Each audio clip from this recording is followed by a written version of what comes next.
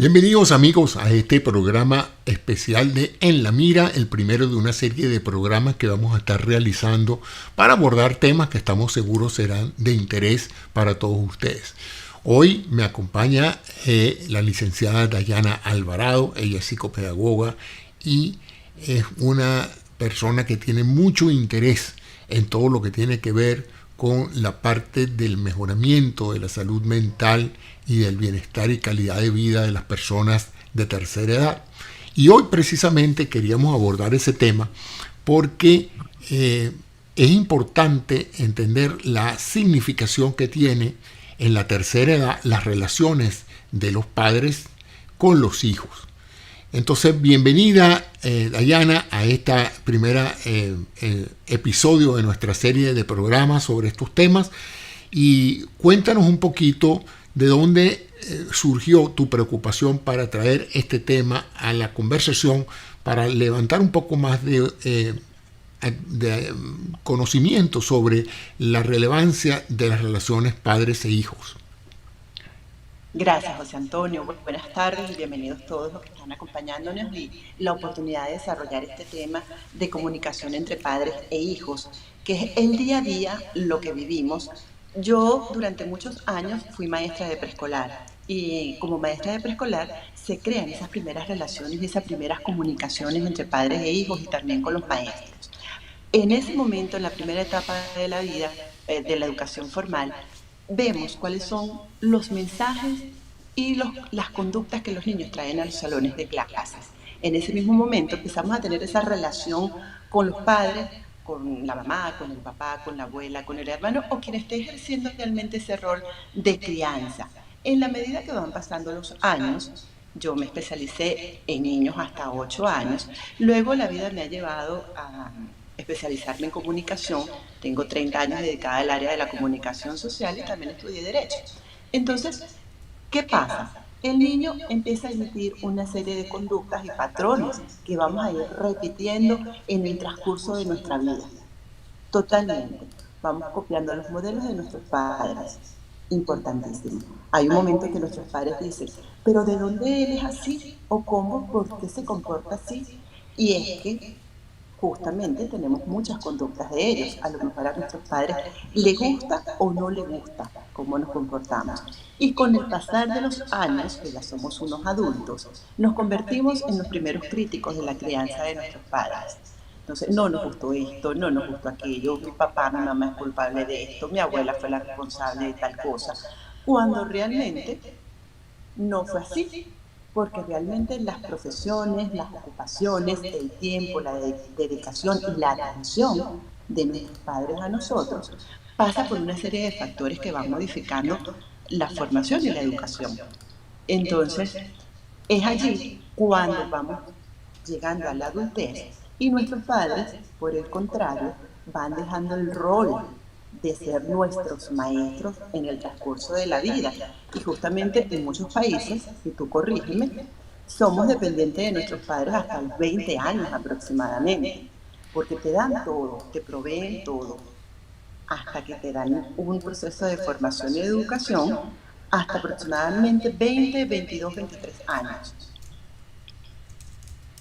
Fíjate tú una cosa, podríamos entonces dividir las relaciones de comunicación entre padres e hijos en tres diferentes etapas, ¿verdad? La etapa educacional, por decirlo así, que es esa etapa de las relaciones de padres e hijos entre primaria, secundaria y probablemente hasta la universidad, donde los padres actúan como complemento del proceso educativo, son los que dan la educación del hogar, la educación de morales, de hábitos, la educación de principios, etcétera, religiosa.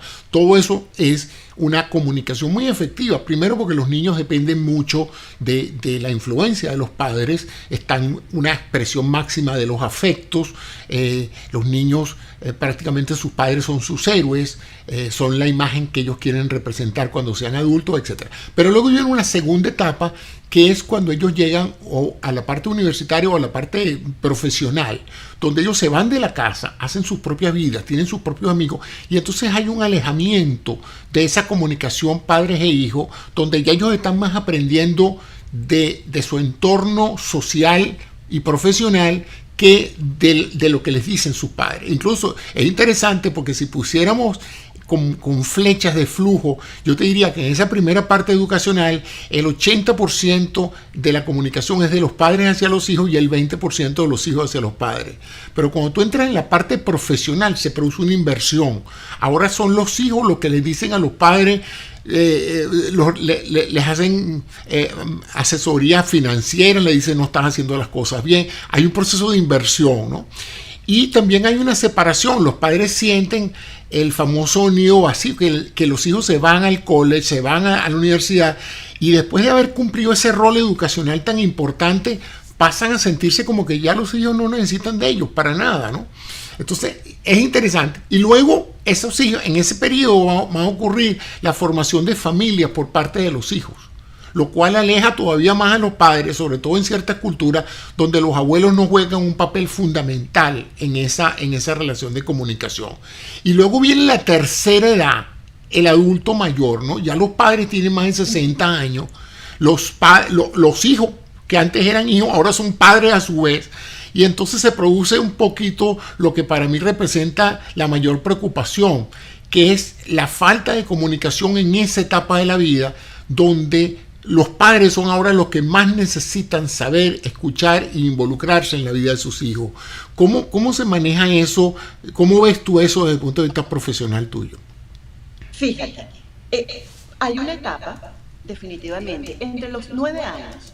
Nosotros llevamos a nuestros hijos a todas las fiestas hasta aproximadamente 9 años, que son esas fiestas infantiles y las piñatas. Llega una etapa en que ya los niños a los 10 años y los padres que hacen los cumpleaños no quieren que los padres ya vayan a las reuniones, quieren que vayan solo los niños.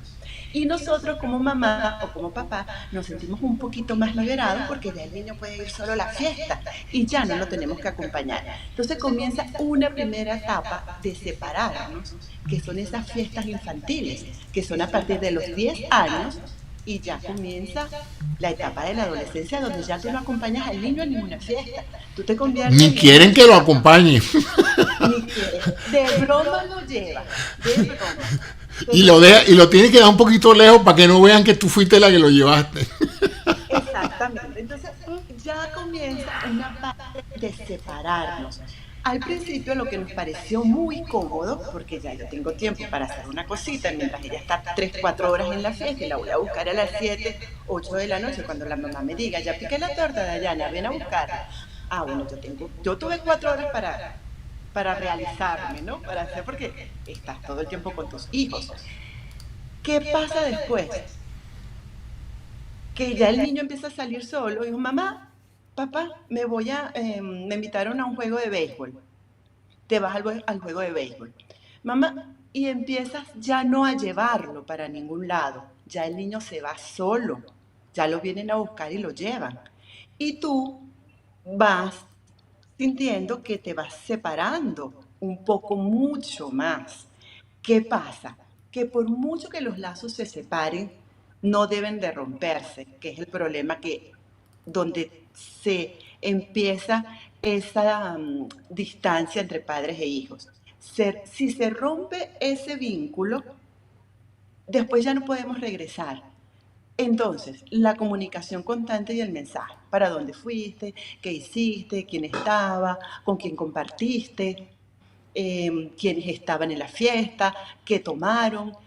Y empiezas un poquito más a preguntar sobre la vida. ¿Qué hicieron? ¿Qué hace fulana o qué hace el otro? ¿Qué hace el otro? Y entonces siempre hay un punto de encuentro, siempre. ¿Qué pasa con la tecnología, José Antonio? Cada vez nos aísla más, cada vez nos comunicamos menos. Nos sentamos a comer y simplemente tienes el teléfono a un lado, tienes la televisión del otro, las series para ver que están pendientes, y va mermando la comunicación. Y no se cultiva esa relación en el transcurso de los años. Si pierdes la relación entre los 10 hasta los 16, 17 años, que el niño va a ingresar a un estudio superior o va a trabajar, has perdido una cantidad de tiempo sin comunicarte constantemente. El trabajo, nos dedicamos a ello. Entonces no tenemos ya tiempo para conversar con nuestros hijos.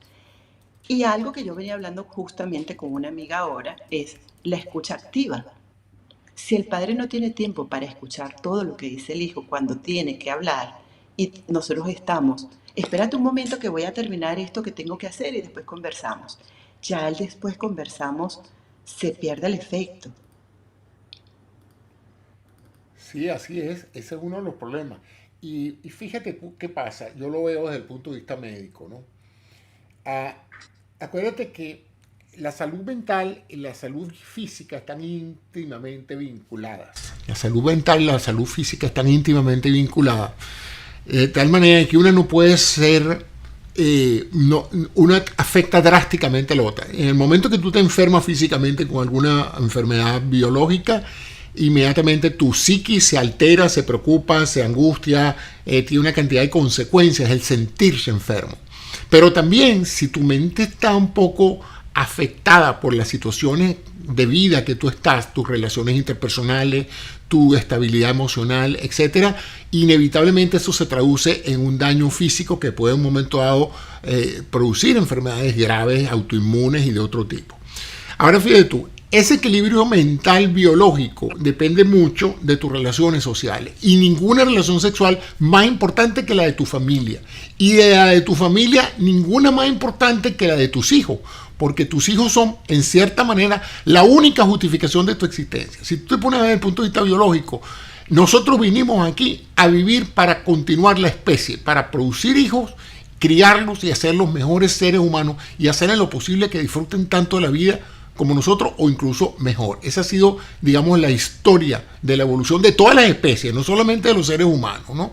Entonces, algunos pueden, otros no pueden realizar eso, pero eso está imbricado en nuestro sentido de propósito, de hacer una familia. Es más, los que no tienen familia, pues no pueden tener hijos o lo que sea, tratan de vincularse a una familia que aunque no sea biológicamente conectada, sean parte de eso. De tal manera de que la presencia de una familia alrededor de uno y de los hijos en particular es un complemento esencial en tu salud mental.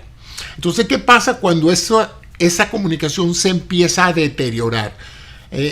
Siempre uno habla del problema de la comunicación de pareja, pero tan grave o más grave que de los trastornos de comunicación de pareja son los trastornos de comunicación con los hijos, porque tienen una influencia negativa tanto en ellos como en nosotros, ¿no? Entonces, en esa etapa hay que divulgar más la tremenda importancia que significa, sobre todo ahora que hemos perdido esa concentración geográfica que antes teníamos. Antes una persona se vinculaba inmediatamente con toda la gente que estaba, vamos a poner, a 3 kilómetros de distancia. Tus amigos, tu familia, tus hijos, tus primos, tu madre, todo el mundo vivía cerca. De tal manera de que, y no habían otros factores que te distrajeran de ese entorno humano, familiar y social de amistades. Hoy por hoy, con esto de que cualquiera se monta en un avión y se va a 10.000 kilómetros de distancia, con los hogares fracturados donde un hijo vive en una ciudad, el otro vive en otra, etc., nuestro único vínculo para conectarnos desde el punto de vista comunicacional son las redes sociales. Eso no es un misterio para nadie, ¿no? Entonces, ¿cómo mantener esa unidad de comunicación, esa presencia constante en la vida de tus hijos y de tus hijos en la vida de sus padres con estas redes sociales? ¿Qué cosas se deben evitar y qué cosas se deben incentivar? Fíjate, temas de conversación. El cambio de la X de Twitter. Eso Evitando el quita dedito de este. Hola papá. Y en vez de decirle algo le sube el dedito. exacto. Los jóvenes, los niños tienen muchos temas de conversación, pero los padres no aprovechamos las oportunidades que nos brinda la red social o las posibilidades que nos brinda el gusto que tiene un niño por un deporte, por una música, por una canción, por una serie. Yo he visto series con mi hija va a cumplir 17 años. Y como yo le digo muchas veces a ella, yo soy una profesional, me diplomé también en coach, y soy especialista en un área de la comunicación. No soy especialista en niños de 16 años. Estoy aprendiendo con ella y me hago asistir también con otros profesionales de la psicología y los especialistas que atienden a niños en estas edades de adolescencia. Un primer punto que no quiero dejar pasar y es que se nos olvida que nosotros, el futuro del mundo, para mí, y muchos pueden tener una posición, por supuesto, está en las manos de los padres, José Antonio. El futuro de una sociedad, de un país, está en las manos de los padres, porque ellos son los que están criando a los futuros personas que van a ocupar un rol dentro de una sociedad. No es el niño el futuro, no, es el padre que está creando el futuro, preparando ese futuro, y la generación de relevo, que es lo que estamos pasando en muchísimos países, que no tenemos una generación de relevo en muchas áreas. Entonces vemos personas todavía de edades muy avanzadas donde no existe todavía una gente joven que se esté preparando en esas áreas, para empezar por allí. Yo, el ejemplo, está la película esta de Oppenheimer, que te estaba diciendo. A mi hija, yo le digo, mami, están pasando la película. Y yo, ay, sí, yo como me dedico a la parte de comunicación y asesora en comunicación, estoy pensando en el periodista para el momento de Oppenheimer, que acababa de editar unos libros, que estaba dando un discurso, también estaba leyendo algo de Montaner, que había fallecido. Y yo le digo, el periodista, me dijo, no, mamá, el padre de la bomba atómica. Y yo, ¿quieres ver la película? Y me dijo, claro, vamos a ver esa película que es muy buena. Esa película hay que verla. Entonces, es una oportunidad. Tú no te puedes desvincular de los temas que tocan a tu hijo. Y eso es lo que nos pasa mucho a los padres. Nos desvinculamos porque ellos están con los amigos. Ay, déjalo tranquilo que están con los amigos disfrutando. Pero nos olvidamos un momento de que esa comunicación debe ser constante. Siempre, en todo momento, sentarnos en la mesa y conversar es importantísimo. Las normas de cómo tú agarras un tenedor, un cuchillo, cómo tomas el agua, cómo agarras la copa, se enseñan en la mesa en familia, no se enseñan con los amigos. Eso no se enseña. Eso es correcto, sí.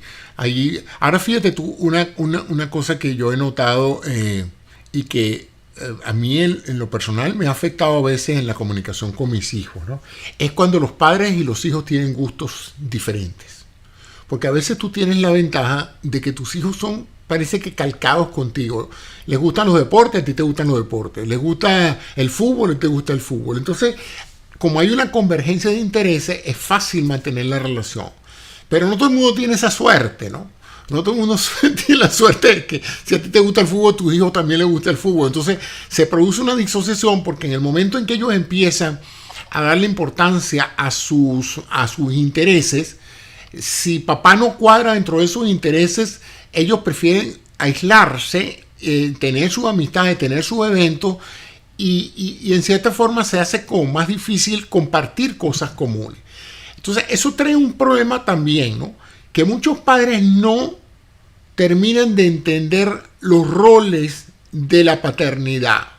La paternidad tiene un primer rol en el cual tú das las órdenes. Tú eres la Corte Suprema. O sea, tu autoridad, tu experiencia, tu responsabilidad hace que tu hijo te obedezca y tú insistes en eso. Pero llega un momento en que ellos tienen sus propias ideas, su propia forma de ver la realidad, y que en la medida en que tú pretendas aferrarte a ese tono autoritario de que aquí en esta casa se hace lo que yo digo y tú vas a hacer lo que yo digo porque tú eres mi hijo y yo te amo, eso es un chantaje que muchos jóvenes no aceptan. Y muchos de los problemas de conflicto que hay entre las comunicaciones padres y hijos viene por eso. Mi papá quiere dominar mi vida, quiere decirme lo que yo tengo que hacer, lo que tengo que ponerme, lo que no tengo que ponerme. Ya basta, ya yo no quiero que él me gobierne. Ya él me educó, ya él me dio principios. Déjame, papá, por favor, o mamá, por favor, no interfieras en todo.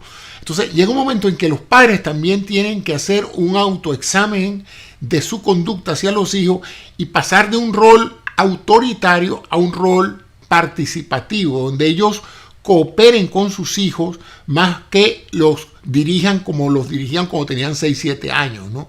Entonces, eso es una transición difícil. Muchas personas que son como yo los llamo superpapás o supermamás, ¿no? Tú los distingues porque en la boda de la hija la que manda es la mamá, no la hija. La hija es la que se está casando, pero todas las direcciones y dónde se va a poner el novio, dónde se va a poner la novia y qué es lo que tú vas a decir, todo eso lo diré a la mamá, que pareciera que la que se está casando es la mamá, ¿no? Y a veces es el papá, ¿no? En tu ejercicio profesional, pues papá gobierna todo, la corbata que te vas a poner, todo. Papá, ya yo me gradué, yo tengo criterio propio. No, no, no, usted tiene que hacer las cosas como yo digo, pues yo soy su papá. Yo diría que ese es uno de los más grandes errores que se pueden hacer, porque eso aleja a los hijos más que los involucra en tu comunicación. ¿Cuáles son tus sentimientos en relación con esto que te estoy comentando? Pero fíjate algo, como lo hemos comentado, padres del siglo XX, hijos del siglo XXI. Si tú estás creando un hijo independiente para que tenga criterio en la vida, para que no dependa de ti, de tus decisiones, entonces, ¿qué haces tú? Imponerte siempre a ello, entonces estás en contra de lo que estás formando, en contra de lo que estás educando. Cuando, por lo menos yo, mi hermano me decía una vez, mi hija de 5 años, yo le preguntaba, ¿qué quieres comer, mi amor? Y mi hermano me dice, ¿y tú le preguntas a la niña qué quiere comer? Yo le digo, sí, porque es una forma de que ya ella empieza a decidir lo que ella quiere y hasta dónde quiere.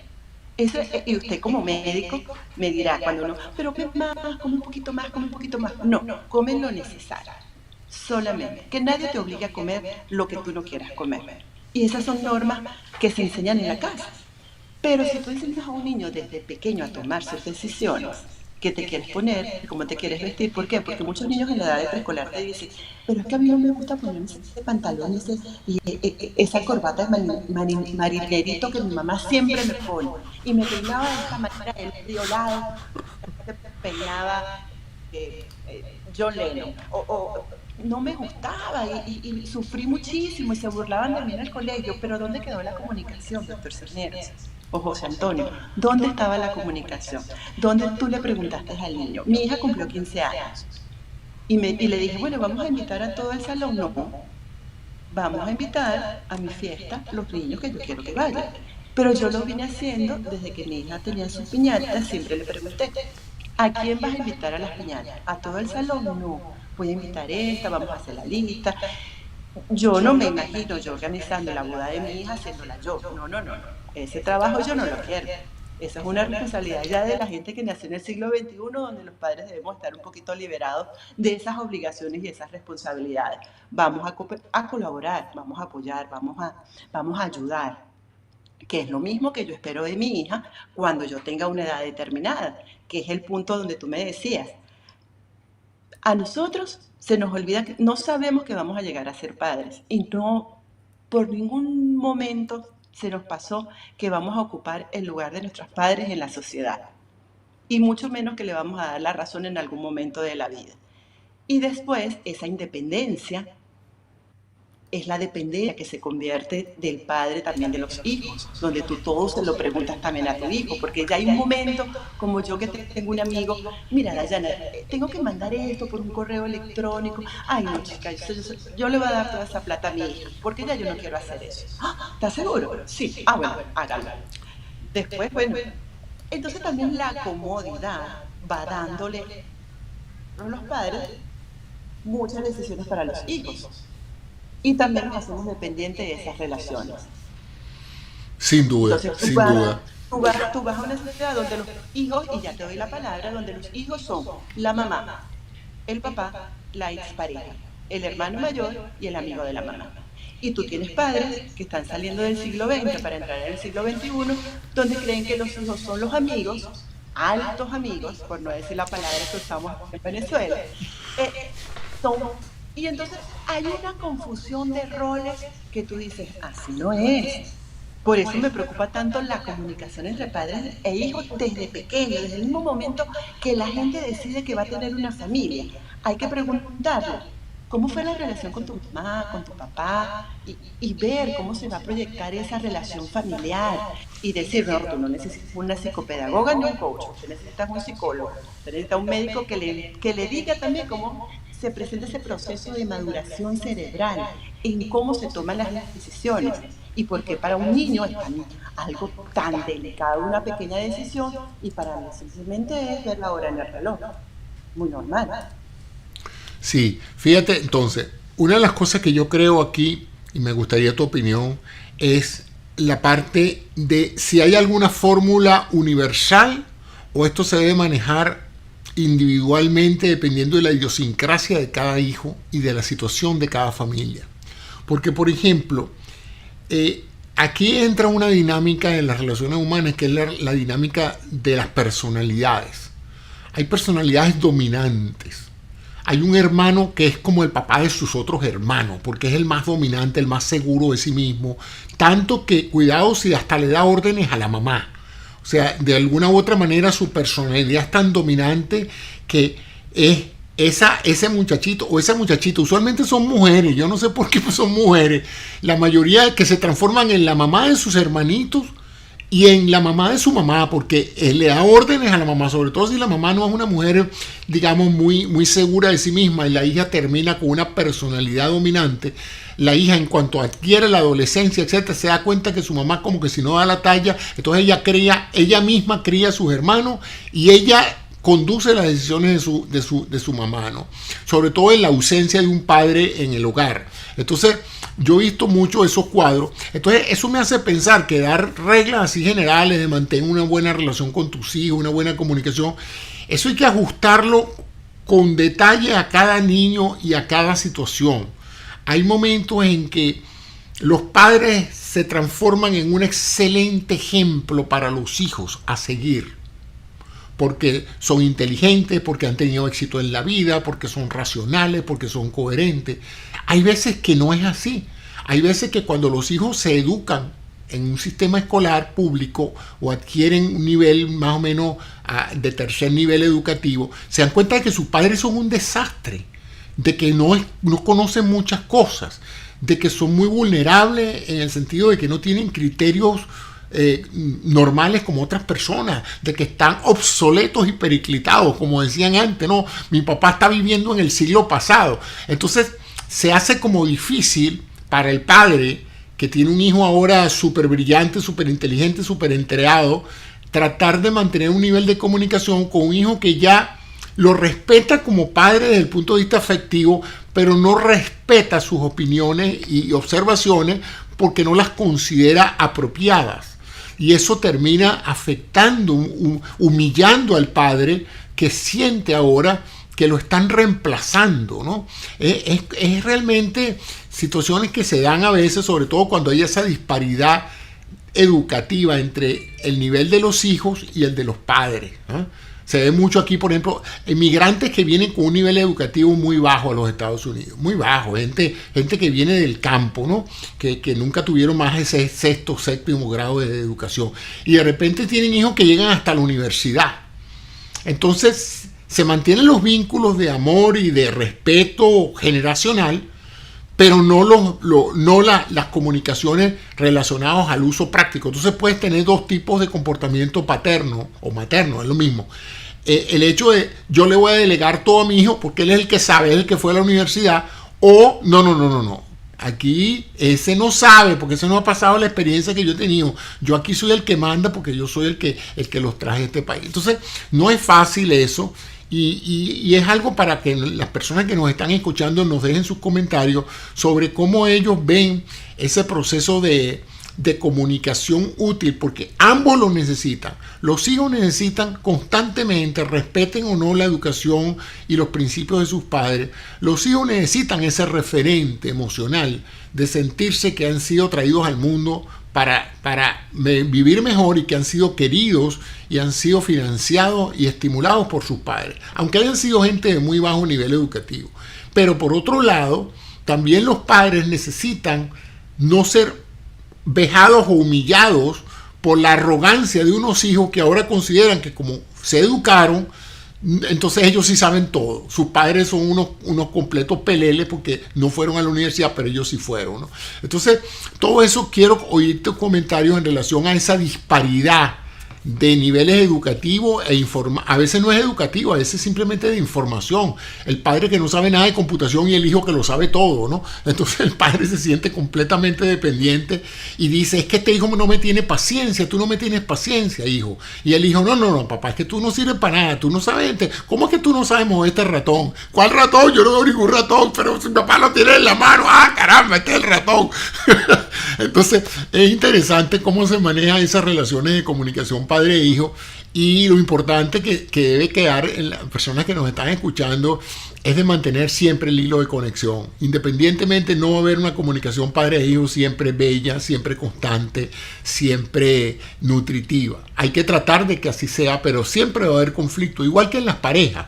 Es muy difícil mantener una comunicación de pareja así que todo salga bello, ¿no? Tarde o temprano va a haber un impasse, va a haber una situación incómoda para uno de los dos y hay que empezar a prepararse para eso, porque después vamos a hablar de lo otro, Dayana. ¿Qué pasa cuando los padres pasan de los 60, 70 años y ese viejo, por decirlo así, mi viejo, como la canción de Piero, ese es un gran tipo, mi viejo? Bueno, ese viejo resulta que ahora se ha vuelto muy sensible. Cualquier cosa que tú le dices se pone a llorar. Cualquier cosa que tú le dices lo hace sentir mal. Entonces se hace una conexión ultra delicada. Cada vez que tu viejo te dice algo y tú le dices, bueno, papá, es que no estoy de acuerdo contigo, es que tú no me quieres, es que tú ya no me respetas. Entonces tú dices, bueno, pero ¿cómo hablo con mi papá si cada cosa que yo le digo lo hiere, ¿no? Entonces, ¿cómo se maneja eso, Dayana, en la tercera edad, las comunicaciones entre personas mayores con personas profesionales, o incluso, peor todavía, aquellos que tienen hijos viejos, han llegado a los 60 años y todavía tienen hijos de 14, 15 años, ¿no? Que no entienden el cuadro psicológico de una persona ya de edad avanzada. Creo que, y no tienen por qué entenderlo, esto es un proceso que se va dando como toda en la vida, es un proceso de formación, pero tú dijiste algo que es muy importante y es la fórmula. Hay muchos libros, igual que tú has leído muchísimo, yo he leído muchísimos en toda mi carrera profesional, cómo tener una mejor autoestima, cómo hablar con éxito, las 7 pilares del éxito, pero cada uno tiene que tener su lápiz y su papel y saber qué es realmente lo que necesita hacer. Porque cada uno tiene una formación y viene de una familia diferente y sus experiencias dentro de ese marco de familia o marco social son totalmente diferentes. Si yo te digo a ti, la puntualidad, José Antonio, es la marca del éxito que una persona va a tener en la vida corporativa. Mira, tú me dirás, bueno, es relativo. Entonces, las relaciones entre padres e hijos, ¿cuál puede ser el primer pie en esa comunicación? Paciencia. Tanto padres como hijos tienen que tener paciencia. Tanto padres como hijos deben cultivar el día a día el agradecimiento. No las siempre gracias porque te serví el desayuno, que se empieza por algo. Cuando no hay nada más bello cuando tú viste un bebé de 2 añitos que te dice gracias a su media palabra, la mamá, el papá, el familiar, la abuela se siente súper querido porque el niño está reconociendo un gran gesto para ese momento, un pequeño gesto que para el niño es un gran gesto. El agradecimiento. El agradecimiento hay que cultivarlo en todo momento. La relación de llevarnos bien, de no pelear, eso debe ser un gran valor familiar. Para mí, a lo mejor el gran valor familiar para una familia es que todo el mundo se siente en una mesa y todo el mundo se quede en silencio y nadie hable. Eso puede ser uno. Pero ¿qué es lo que facilita entonces esa comunicación? Yo estoy convencida, hoy por hoy, es agradecimiento y paciencia, fundamentado en una relación afectiva donde no se cree la dependencia de padres hacia hijos y de hijos hacia padres. Cualquier relación que fomente la dependencia, cualquier actividad o cualquier conducta que tú realices porque ya tienes una dependencia, ya es un vicio. Entonces tienes que evaluar. Entonces son relaciones afectivas sanas, fundamentadas en el afecto, donde se entienda que yo no le voy a hacer daño a esa persona bajo ninguna circunstancia. Y sobre todo, también para mí ha sido muy importante, estas son las que yo he visto en mi carrera profesional, pero cada familia, cada padre tiene que decir, bueno, es que tú me gritas demasiado. Por lo menos una de las partes fundamentales cuando estás con una pareja es que la pareja nunca te diga nada delante de tu hijo, que nunca se critiquen, que nunca digan, pero ¿por qué hiciste esto así? No, no, no. Espere que el niño se vaya, que el niño no esté y ese diálogo entre parejas se dé solo fuera del niño, porque el problema que queremos a muchas veces es que el niño lo tratamos como un adulto, como si fuera de mi edad, de 40 años, y le damos el trato de adulto. Y es un bebé de 5 años. Y tú le dices, quédate tranquilo, ¿por qué te mueves tanto? Pero doctor Cisneros, que va a ser un niño de esa edad, si tiene que moverse desde los 2 años, tiene que moverse y brincar por todos lados, como decía un profesor mío psicólogo. Es un microbio corriendo por todos lados allá. No lo Así es. puedes controlar. Anda por todo el patio corriendo y tiene que quemar energía. Entonces tú no puedes pedirle a un niño de 5 años, de 2 años, que se comporte como un adulto. La fórmula, definitivamente, cada uno la va logrando en la medida que las cosas van funcionando. Y si no va funcionando, mira, estoy haciendo esto malo, déjame dar 2 pasitos para atrás y ver dónde me equivoqué. Ahora fíjate, aquí me pones, según los expertos, tienes diferentes etapas. Entonces vamos a pedir que tú nos resumas cuáles son los aspectos más importantes de cada etapa para que las personas entiendan las diferentes etapas que los expertos reconocen en materia de las comunicaciones entre padres e hijos. Creo que el primero es la interdependencia, ¿no? Sí, Cuéntanos según un las poquito. Naciones Unidas. Es bien interesante la clasificación que da Naciones Unidas, que adulto joven, adulto medio, adulto mayor, anciano y anciano longevo. Yo particularmente, doctor Cisneros, a mí la palabra de anciano no me gusta para nada. A mí tampoco. Yo me gusta, no me gusta, porque siento que hay palabras que limitan, hay palabras que pesan mucho. Y ya se le ha llamado hoy por hoy la generación de los cabellos grises, la generación de hierro, justamente porque ya se apoyan en un bastón. Y Bueno, la de los caballos blancos. sí, bueno, entre blancos y grises, ¿no? Entonces, y hay una mejor forma tal vez de dominarlo. Y como le decía el que fue el premio Nobel de Medicina, hay realidades que no pueden pesar, palabras que no pesan, pero cómo duelen.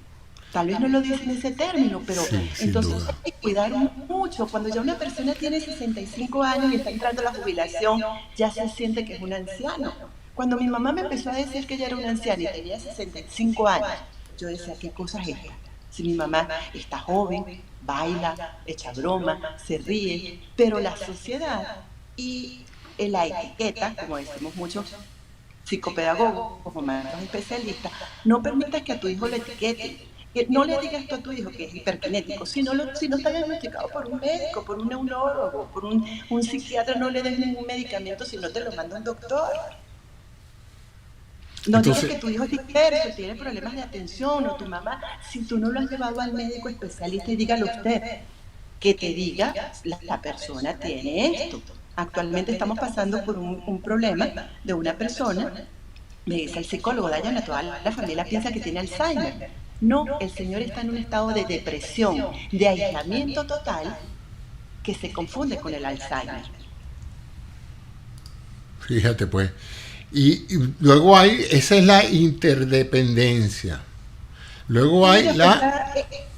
está esa otra clasificación, disculpa que te interrumpa, Ajá. está la otra clasificación que es hecha por otros profesionales, tal vez que es la independencia, la interdependencia y la dependencia, que si tú lo pones y lo comparas con el niño que tú estás criando y con el adulto que tú vas a dejar en este mundo para este siglo XXI, entonces tú dices, es a la inversa, porque esos mismos términos luego se invierten al padre que fue independiente, interdependiente y después de dependencia. Y algo que también dicen ellos que es mucho la gestión de crisis, pero todos manejamos la gestión de crisis, todos tenemos crisis en algún momento de la vida, todos atravesamos por un conflicto en algún momento de la vida hasta que llega el fin de esa vida, que hay que aprovechar que cuando llegue el fin de esa vida no nos quedemos con tantos silencios y con tantas ganas de decirle a la persona, mira, es que yo te agradezco todo lo que has hecho por mí. Es que tú diste todo por mí. Y en estos días yo viajé para España y agarré un libro que se llama Literatura Infantil, no recuerdo ahorita el nombre, y lo compré solamente por esa frase, José Antonio, y dice, un padre deja de respirar para que un hijo respire. En la mayoría de los casos es así. Todos los padres hacemos sacrificios en menor o mayor grado, no solo observados por nuestros hijos por sacrificios, sino cuando ya somos grandes o cuando nuestros padres deciden contarnos la verdad de una realidad que ellos vivieron y entonces la comparten con nosotros cuando tenemos 40, 50 y 60 años que ya tenemos nuestra familia. Y es en ese momento donde aparece un gran agradecimiento por nuestros padres. No hay que esperar ese momento, hay que cultivarlo desde los primeros años de vida. Así es. Bueno, mira, yo creo que hemos cubierto bastante de las diferentes etapas de las relaciones padres e hijos y a mí me interesa mucho esta del final de la vida, como tú lo has dicho, porque mucho de lo que expertos han reseñado que acaba con los viejos, por decirlo de esa manera, que acaba con la integridad mental y emocional de los ancianos, es la desconexión con los hijos. Esas personas ya de más de 70 años, cuando los hijos se alejan y no hay frecuencia de contacto comunicacional o incluso físico, ¿no? Las personas se sienten abandonadas, muchas de ellas ya están en ambientes donde están vinculados a gente más o menos de su misma edad, bien sea en ancianato o en comunidades de gente mayor. Entonces, la nostalgia por los hijos, el dolor de no saber de ellos, de no ser tomado en cuenta, eso crea un marco de depresión, es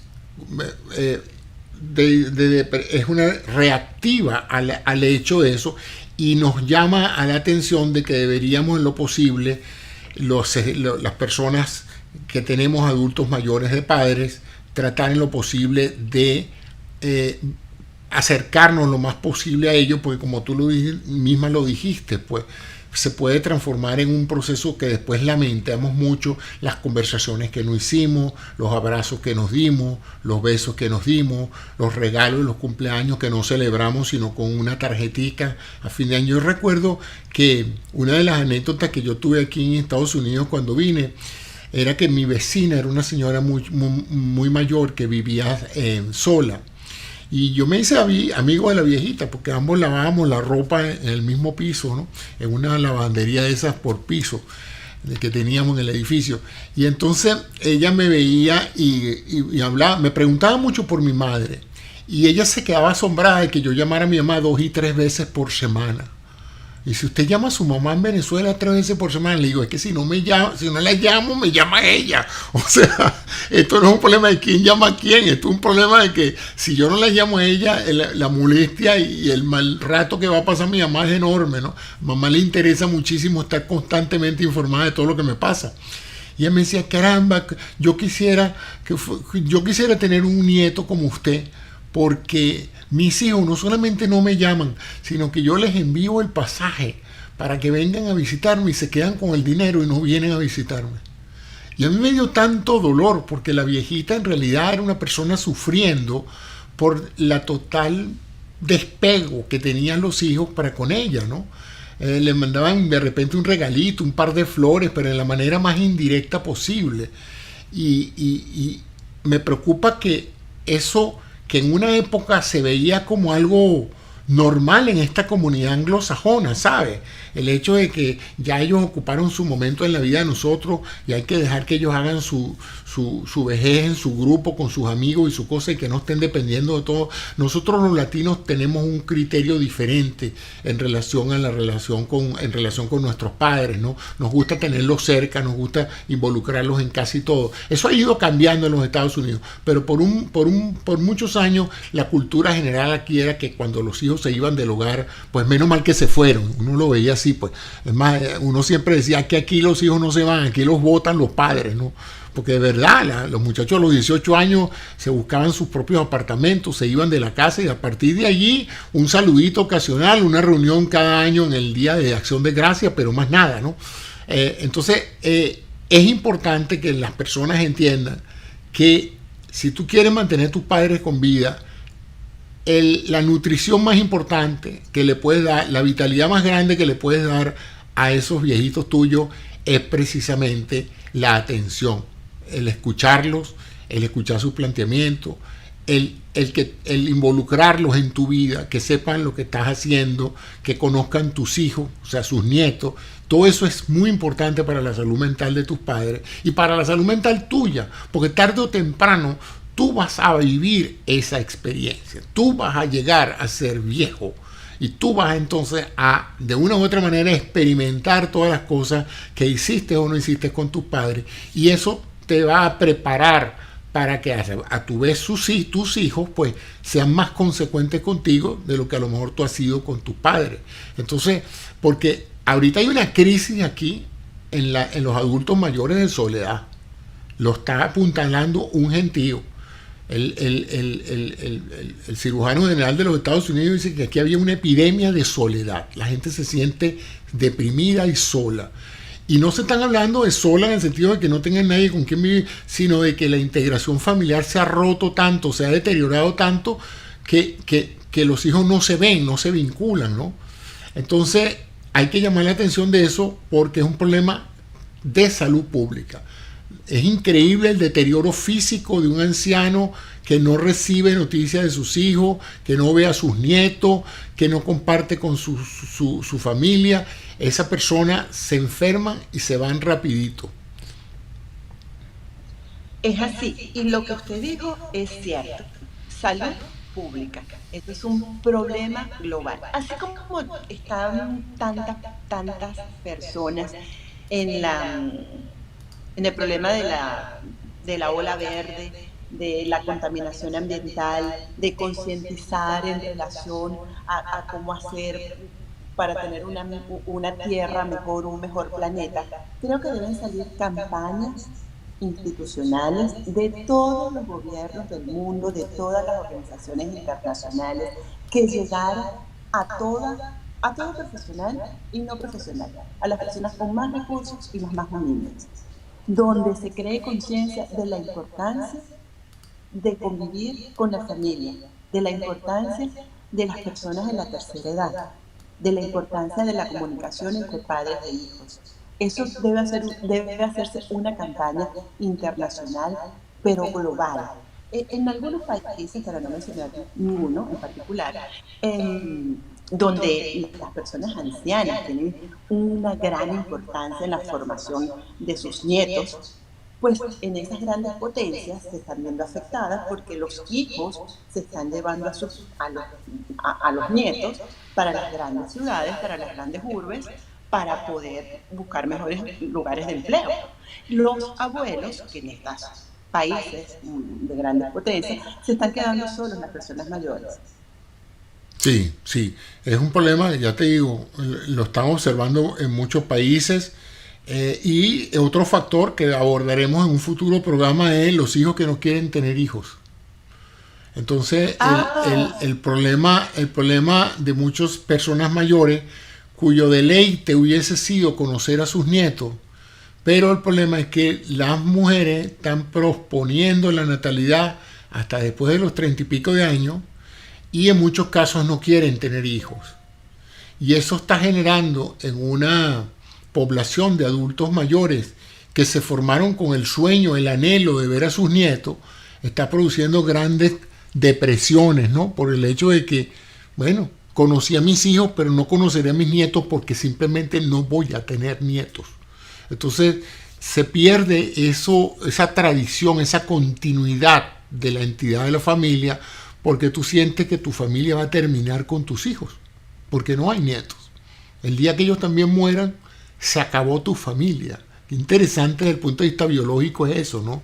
Los principios, la idiosincrasia, todo aquello por lo que tú trabajaste, que esperabas, que se condujera a través de varias generaciones, resulta que una generación dijo, no, hasta aquí llega esto, no voy a tener hijos, estos principios, esta familia, esta educación, esta tradición, estas anécdotas muere conmigo y ya está. Entonces, quizás las nuevas generaciones acepten esa situación como algo normal, pero por lo menos yo creo que mi generación fue una generación comprometida con el hecho de la continuidad histórica de la familia. Yo sé que tuve un bisabuelo, que tuvo una abuela, que tuvo una mamá, y ahora tengo hijos y yo quiero tener nietos. Hay una secuencia de esto, ¿no? Hay valores familiares que se han mantenido en la familia. Esa ha sido la base de la civilización, la familia. Han caído reyes porque los hijos no pueden tener hijos. O sea, es necesaria una renovación. Entonces, cuando una generación llega y dice, hasta aquí llegamos porque yo no quiero tener más hijos, yo no quiero tener hijos, ¿cuáles son los conflictos que eso puede traer para una generación que sí esperaba ver sus nietos? Pero eso lo vamos a abordar en un próximo programa, le vamos a dar a la gente aquí, porque esto tiene mucho que ver con las idiosincrasias, la psicología, la psicología de toda una generación, y estoy seguro que va a ser de interés para los que nos escuchan. Bueno, Dayana, ya estamos llegando al final de los programas. Creo que el objetivo de motivar la discusión de este tema, recordar a las personas, a la gente joven, la importancia de la comunicación con sus padres, recordarle a los padres la importancia de involucrarse a todos los niveles de edad en la vida de sus hijos, hacerlos sentir que no por el hecho de que se han hecho mayores, ellos no están interesados en las cosas que pasan, y respetar los espacios, la privacidad y las características de cada persona, manejándolo de acuerdo a la idiosincrasia de cada hijo. Habrá hijos que les encante que los llame papá todos los días, habrá hijos que no necesiten ese nivel de interacción y probablemente se sientan más cómodos llamándolo semanalmente, pero que no pase mucho tiempo donde tus padres no saben de sus hijos o los hijos no saben de sus padres, porque ambos están perdiendo. Esa es mi opinión. ¿Qué piensas tú de esto? Totalmente. Y a lo que tú señalaste, yo agrego el agradecimiento. Hay que cultivarlo constantemente. Hay que cultivar constantemente que ellos van a ocupar un rol en la sociedad cuando ya nosotros no estemos, o aún estando, van a ocupar el rol de nosotros en nuestra posición. No olvidar nunca, y yo lo tengo escrito, es tu mejor huella en el mundo es tu hijo. Sí. Es tu hijo. Y a veces son duros esos jueces. Y no es la huella que vas a poner en el teléfono, la huella para el banco, la mano que vas a poner para comprar en los supermercados de Amazon. ¡Oh, qué maravilla! No, es tu hijo lo que tú estás dejando en este mundo para que sea mejor. Así es. Y los padres deben estar muy claros en la importancia que tienen en todo momento en esa persona. Yo estoy convencidísima de eso. Nosotros como hijos y también como padres, saber que todo cambia. Los cambios son constantes. Cambiamos. Y la gente le da miedo cambiar de posición, lo que pensaba en un momento ya no es igual. Y en eso consiste la grandeza de la vida también. Y muchos padres no quieren admitir que los cambios se producen, que hay factores sociales que van haciendo de ellos una realidad y se resisten a eso. Y como hijos debemos tratar de que los padres entiendan dentro del marco del respeto, del agradecimiento, porque si estás aquí es porque alguien te trajo al mundo. Una mujer te tuvo que... Un papá aportó una carga genética también. Entonces no eres tú solo en el mundo. Eres la conformación de tu carga genética, lo que te hace ser cada día lo que sea. Mejor ciudadano, vamos a ponerlo desde ese punto de vista. Bueno, amigos, muchísimas gracias a ustedes por acompañarnos en esta hora de conversación con la licenciada Dayana Alvarado, psicopedagoga, coach y persona que está muy vinculada a este tipo de los conocimientos de las relaciones humanas, y seguiremos haciendo programas de esta índole para llamar la atención, como ella dijo, sobre la importancia que tiene esto en la salud mental y física de la persona. Muchas gracias, Dayana, por haberme acompañado aquí en este programa, y nos veremos pronto en un nuevo programa. Y gracias a ustedes. Pueden ver estos programas en lamira.net, que es nuestro portal. Seguida de Dayana en sus redes sociales, que las voy a colocar abajo en los comentarios, y hacernos preguntas y sugerencias para nuevos programas, y los abordaremos en este programa de psicopedagogía al día. Muchas gracias a todos y hasta un nuevo episodio. Chao.